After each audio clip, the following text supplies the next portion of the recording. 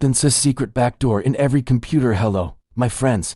Welcome to Secret Agents Exposed. Today, we dive into a story so wild, so shocking, so interesting you won't believe it's true. Let's start. What if I told you your laptop, smartphone, or router could be compromised before you even opened the box? What if your device was built with a backdoor, a hidden key one, that allows a government agency to enter and monitor everything without your consent? This isn't a sci-fi thriller. This is the story of how the NSA, the U.S. National Security Agency, secretly built backdoors into computers and hardware around the world, and most people had nitrogen monoxide idea it was happening. This is the chilling truth behind the secret backdoor in every computer. The mission of the NSA. The NSA was founded in 1952 with one mission: to collect foreign signals intelligence and protect the United States from digital and military threats.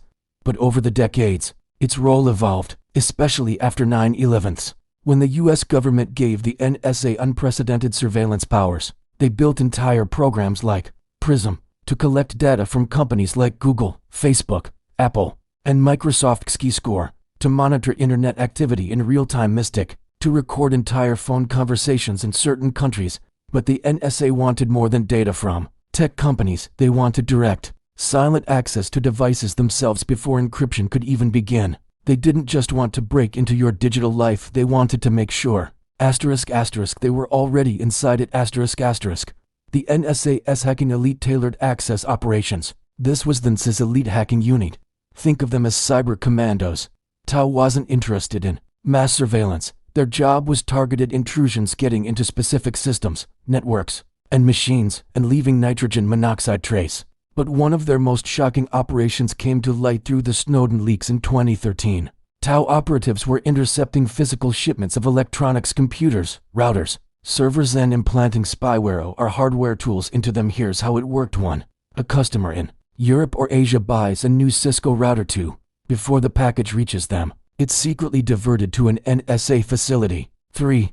Their technicians install malicious firmware or tiny surveillance chips. The package is professionally resealed and sent on its way. 5. The end user gets what looks like a brand new, untouched device, but it's already compromised. These tools had names like Cottonmouth, a USB implant that could exfiltrate data wirelessly, Surly Spawn, a BIOS modification to maintain remote access, Junior Mint, hardware that allowed backdoor access to secure networks to the user. Everything looked normal to the NSA. The door was wide open. The companies involved, the Snowden files, revealed a disturbing reality. Even the most trusted tech companies were being used as silent tools of surveillance. Photos showed NSA agents handling real Cisco equipment. Documents showed exploits built into HP and Dell servers, Western Digital hard drives, even Apple iPhones, through programs like Dropout. Although companies like Cisco, APPLE, and Google publicly denied cooperating, they couldn't deny one thing: the NSA had hacked their products without their knowledge. Some companies demanded answers. Cisco, for example, requested an explanation from the U.S. government after seeing its gear in leaked NSA photos. But the damage was done. Trust was broken, not just with companies but with countries around the world.